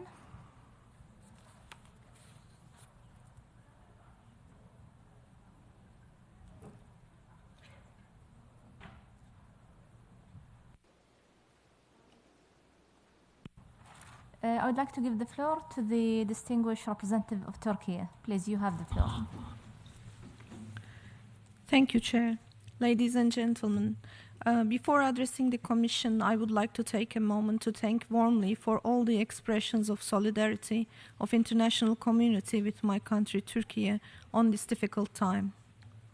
With its emphasis on the importance of human development, the 2030 Agenda for Sustainable Development promises better quality education and health services, access to information, personal security, political participation, social inclusion, and guaranteed fundamental rights and freedoms to the individuals who constitute the society. This promise is designed to leave no one behind for all individuals in society. For this reason, everyone should take their share of the social well-being that this promise will reveal. Achieving SDGs at the desired level is possible with the continuation of all goals in unity and harmony. In particular, the goals of no poverty, SDG 1, zero hunger, SDG 2, and reduced inequalities, SDG 10, need to be pursued in harmony with decent work and economic growth, SDG 8. During the recovery period, special attention should be paid to taking measures to eliminate challenges and inequalities. Turkey has continued to provide support and incentives in the recovery period, as done during the pandemic, such as remote working, flexible working methods in the public sector, temporary restriction on the termination of labor contract, short-time working allowance, cash wage support, normalization support, support for small business owners, and social assistance diversified according to the needs. An economic reform action plan has been announced to address inequalities due to the COVID-19 pandemic, which consists of actions related to macroeconomic and structural policies gathered in 10 main groups, including public finance, price stability, financial sector, current account deficit, employment, institutional governance, promoting investments, facilitating internal trade, competition, market surveillance, and its audit. Furthermore, many of the employment incentives will be revised in 2023 with the aim of providing more efficient incentive mechanisms for promoting employment in the post-COVID-19 period. Enabling persons with disabilities to participate in employment has always been one of our primary goals in Turkey. The quota method is applied as the main method in the employment of persons with disabilities, and in addition to this method, supported employment, sheltered workshop model to employ persons with disabilities who face difficulties to be employed in the open labor market, and active labor programs to increase the vocational qualifications of persons with disabilities are carried out. COVID-19 pandemic has revealed the great challenge for caregivers of older persons regarding decent work conditions. The question is, what kind of measures can be taken to provide decent work conditions while supporting aging population in the field of care services? As a question, I would like to raise this to the panel. Thank you very much, Your Excellency. Are there any further requests from the floor?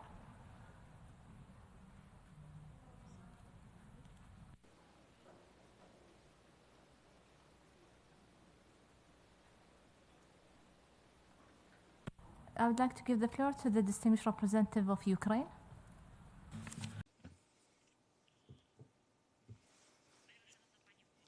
Dear Madam Chair, Excellencies, ladies and gentlemen. Continuing the topic of challenges in Ukraine in the context of the overcoming inequality and ensuring decent work and earnings during a full-scale war, I would like to draw your attention to the following. Over the past year, as a result of internal and external migration, disability, and loss of jobs, the portrait of an employee in our country has changed significantly. All of our neighbors and other European countries that have provided asylum to Ukrainian citizens have faced the same challenges. Therefore, we have started legislative changes to extend inclusive employment. Even before this full-scale invasion, there were 2.7 million people with disabilities in Ukraine. Unfortunately, only 60% of them were employed. Realizing that the number of people with disabilities will increase significantly, we are changing our approach to their employment. We are reducing ineffective repressive sanctions against employers and replacing them with a rigid to choose whether to hire or pay a special targeted contribution. Using the accumulated resources, we are expanding employment support programs for people with disabilities, providing subsidies for the creation of inclusive jobs and providing broader support for their social enterprises. Our priority is to build a modern prosthetics industry that will help to ensure active life and employment for a large number of young people who have lost their limbs. We are ready to share this unique experience and to make it available to improve assistive technologies around the world. We strive to become an educational prosthetic hub in our region. We are already elaborating quantitatively new approaches in this field and train highly qualified specialists. That is why we are open to partnership with other countries that are also focused on the development of assistive technologies. Another important area of social policy and possible employment for those who have lost their jobs is the dependence of social services in the communities. Unfortunately, the system of social services in Ukraine is not yet fully formed, and not all the communities provide social support, adaptation, and care to people in difficult life circumstances. Therefore, the government is working to improve the mechanism for procuring social services from non-governmental providers, update the standards for the provision of such services, and develop a system for monitoring and controlling the quality and efficiency of their provision.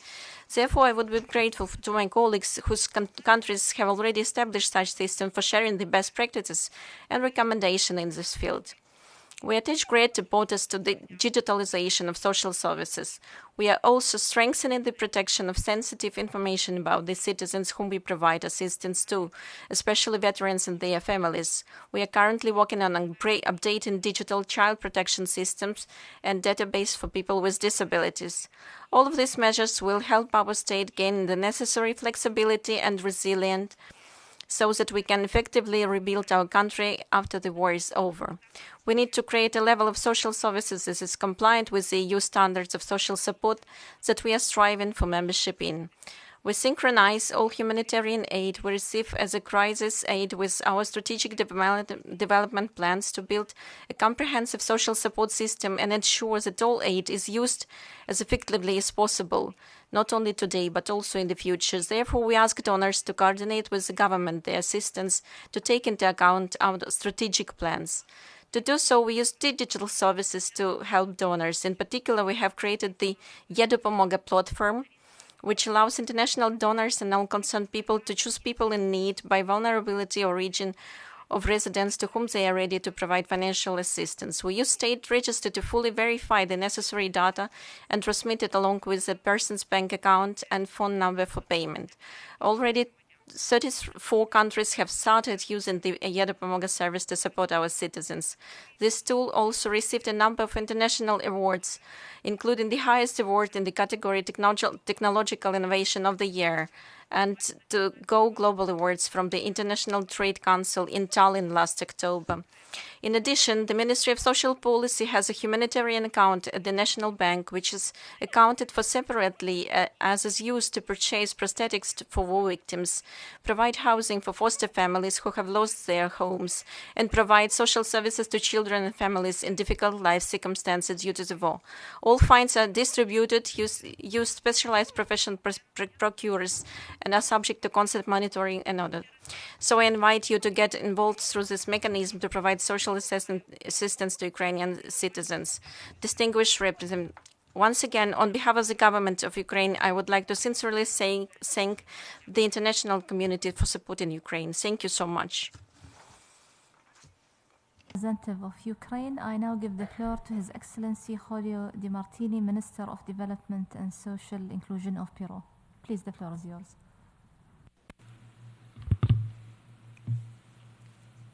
Muchas gracias. Thank you very much. Good morning, colleagues. The Constitutional President of Peru and I, along with my delegation, extend our condolences to Turkey and to Syria. We know how painful it is when these natural disasters occur. We have suffered loss in Peru. Recently, this morning, we lost over 40 men and women in landslides, and I would urge colleagues to have social protection programs to face such natural disasters. In expressing these condolences, I would like to refer to some key comments that have been made, and let me say that these are issues that have come up throughout this conference. We've spoken about employment, social protection. We've spoken about sustainable economic development, the fallout of the COVID-19 pandemic, social impact, climate change, gender equality, intercultural nature of the SDGs.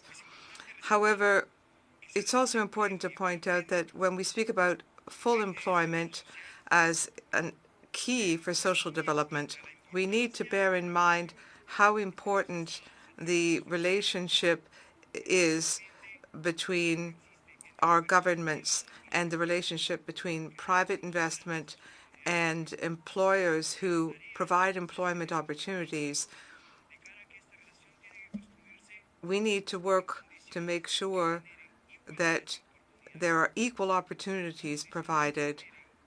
We need to make sure that we lay the foundation for equal opportunities, but also a fair redistribution of wealth in all of our countries based on the efforts carried out by our qualified and non-skilled workers. To the Minister of Qatar, who spoke about a number of problems, he spoke about peace, love, and cooperation. We need to understand that not only must we embrace leaving no one behind, but we have a shared responsibility among all actors of our societies. And therefore, I believe that we should say we need to work together so that we leave no one behind. Thank you. Thank you, Your Excellency. Are there any further requests from the floor before turning to our distinguished panelists? I see none. I would like now to invite the panelists to briefly respond to some of the questions and comments from the floor, and as well to, if they wish to deliver closing remarks within 5 minutes. So I would like to begin with Her Excellency Minister Hannah. Please, the floor is yours. Thank you very much, and thank you, colleagues, for your excellent outputs and giving insight about how is the recovery looking in your countries and what kind of policies have you put in place in order to support people during these difficult times and recovery from the COVID crisis. I would like to comment about to the few questions raised from the floor. First, the representative of Turkey raised the question of aging population and decent work. This is very important topic, and especially important for my country because we have a very strongly aging population, and the number of people in the working age is diminishing. So it is very crucial for our success as a society, as an economy, but also in order to make our social and healthcare services work, to make sure that people who are at the working age are able to work and are finding the positions to work, because the needs for social and health services are growing when the population is aging, and at the same time the number of workers is diminishing. So you can see that it is a difficult situation. I think it's important to invest in the work ability of people, the aging people, but also the younger people. So by investing in the work ability, we can make sure that people have the health and the ability to work until the retirement age, but also beyond the retirement age. And I think this is very important for the aging population to support that people can voluntary basis work also when they reach the retirement age and are enjoying their pensions, because there's a lot of capability, lot of knowledge, and also a lot of will still to participate in the labor market. But the one problem is that there is a lot of age discrimination in Finnish labor market. I don't know whether that is the case in other countries, but unfortunately, many times I hear that more like older workers say that they are being discriminated against because the employers think that they are too old or something like that. So we really need to get rid of all forms of discrimination in our labor market, also age discrimination, but also discrimination against disability or gender or any other basis, because we really need the input of all our people. But also we really need to invest in occupational safety and health so that people can maintain their health while at working. And I think the new thing that we really need to look into is mental health and how can we better protect people's mental health in the working life, because you know nowadays many times work is not so physically straining, but is very mentally straining. So how can we have our legislation in a shape that it also protects people's mind in the working life? And unfortunately, in Finland, we have young people getting excluded from labor market because of the mental health problems. So we really need to invest in mental health services, but also prevention, and prevention at the work life also. Then just a quick comment about the digital social services, which Ukraine raised up, that you are developing digital social services, and I think it is very important really to also take the possibilities of digitalization on board also when it comes to social services, and especially like in Ukraine you have very difficult circumstances because of the war. So I think also digital service can reach people that won't otherwise be reached.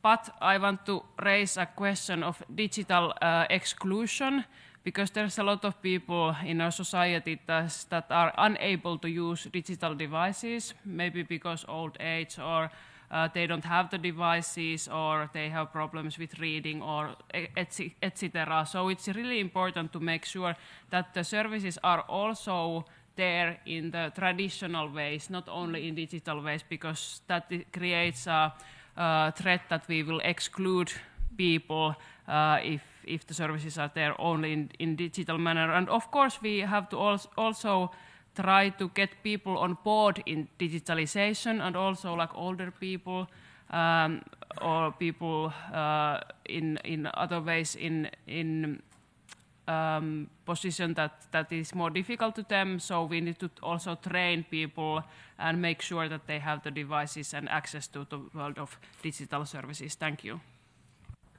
Many thanks, Minister Hannah. Please, Minister Admir Adrovik, if you'd like to share some thoughts.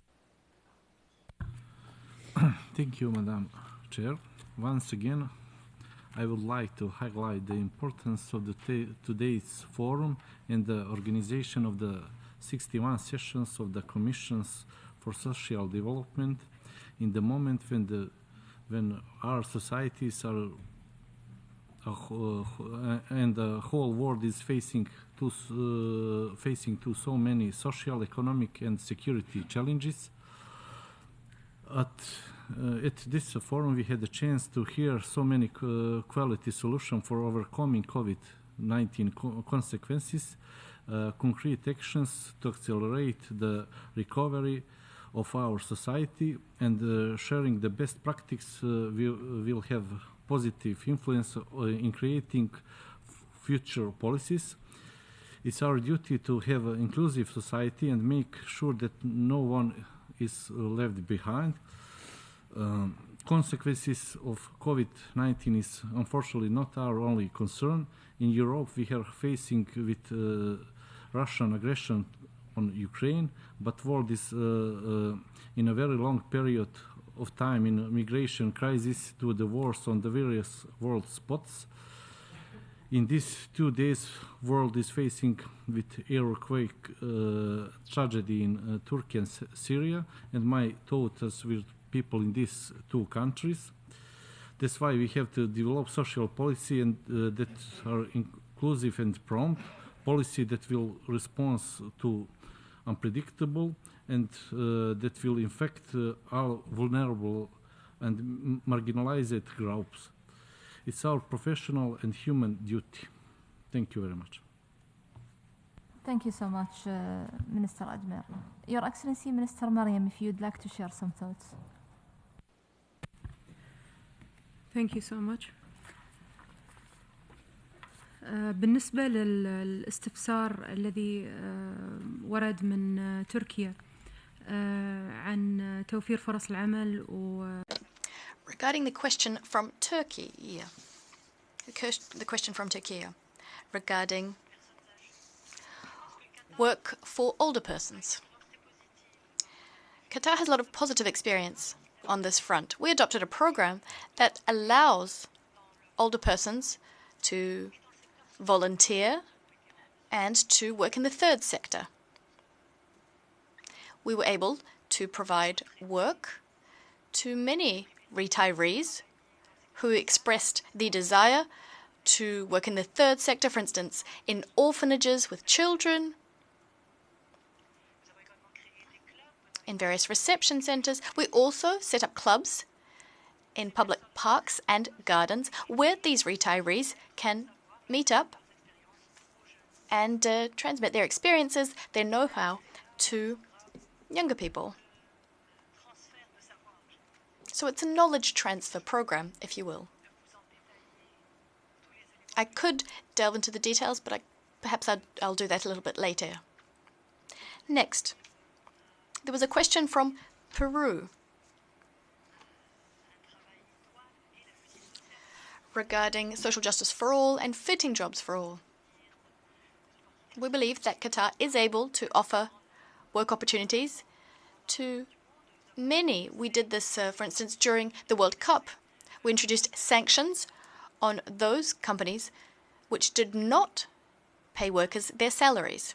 What we also did is stop some of the construction work during the pandemic, even though that upended the timeline for completing the various infrastructure projects. But the health of our workers is of utmost importance. We're happy to provide further information about our experience. Thank you very much. Thank you so much, Your Excellency. Excellency Minister Doreen, if you'd like to share some thoughts. Thank you.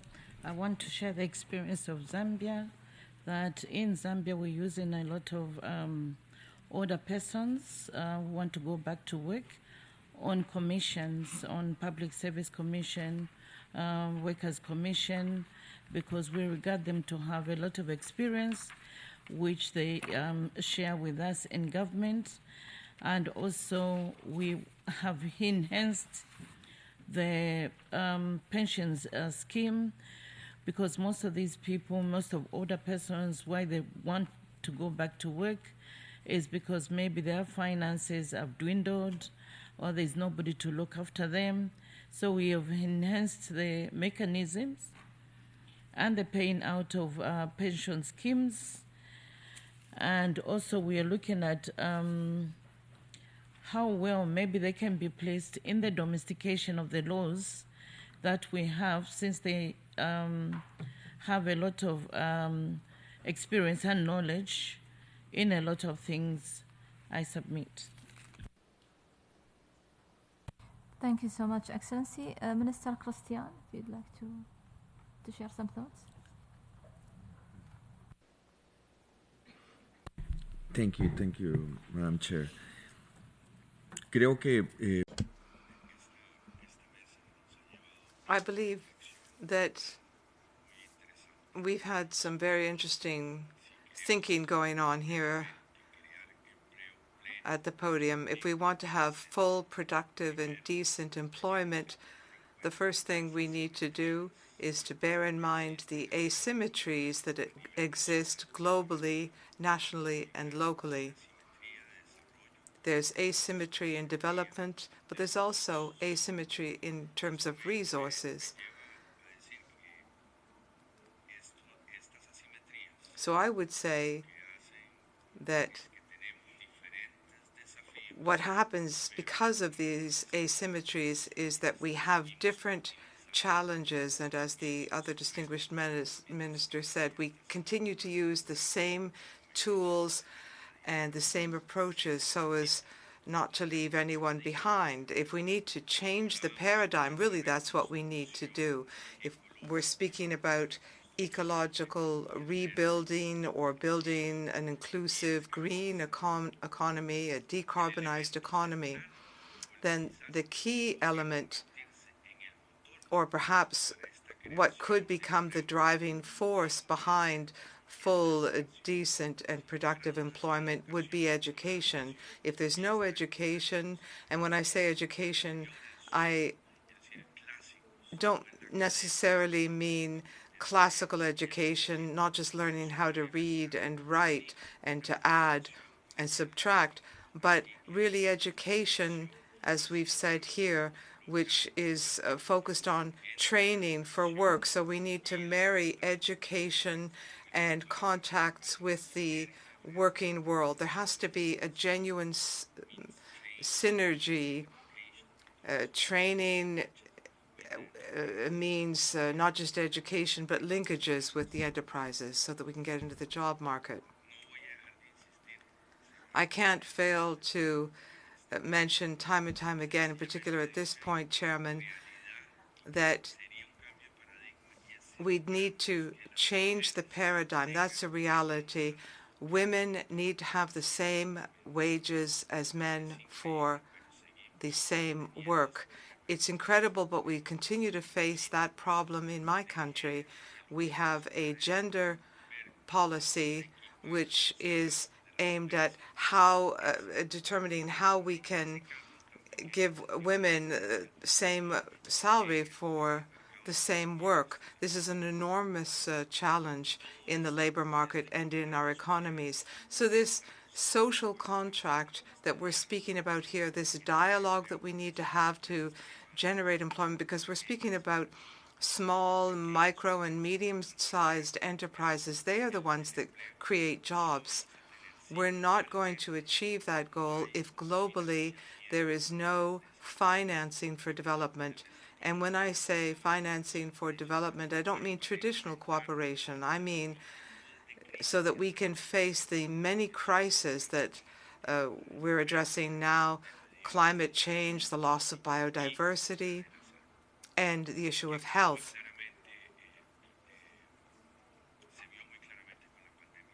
And we saw how that played out with the COVID-19 pandemic and how it impacted our societies.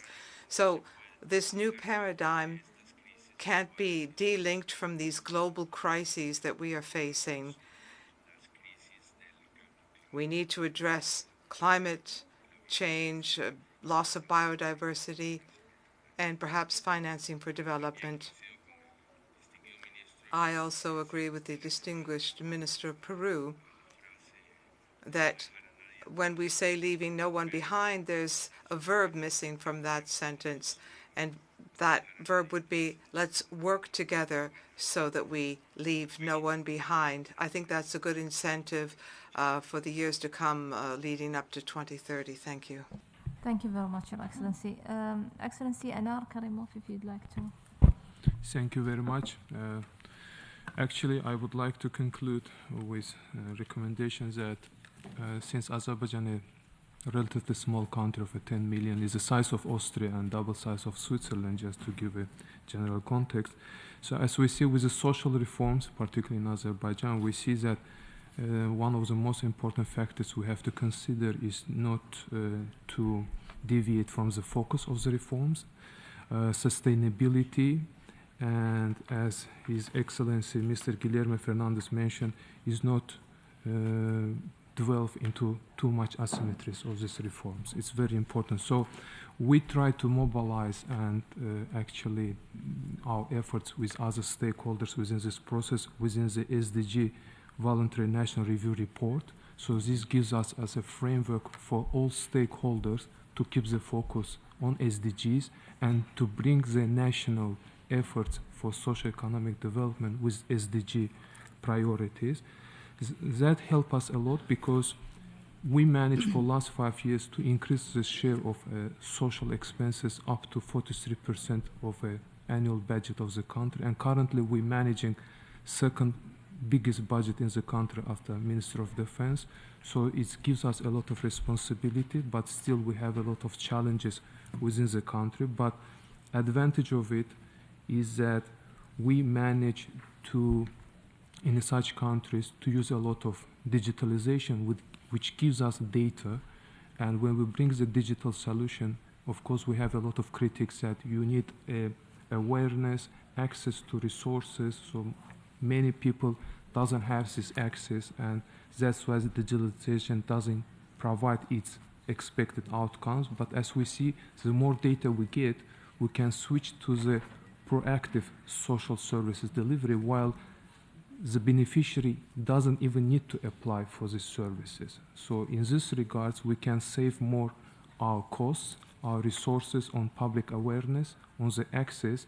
For example, if a baby born, the parents doesn't even require to know that they have entitled for certain social allowances. The system itself identifies when the parents apply for birth certificate, and in parallel with the birth certificate, the parents get automatically the social allowances. So I believe in countries like Azerbaijan, small of medium size, the digital solution can provide such kind of proactive social delivery mechanism.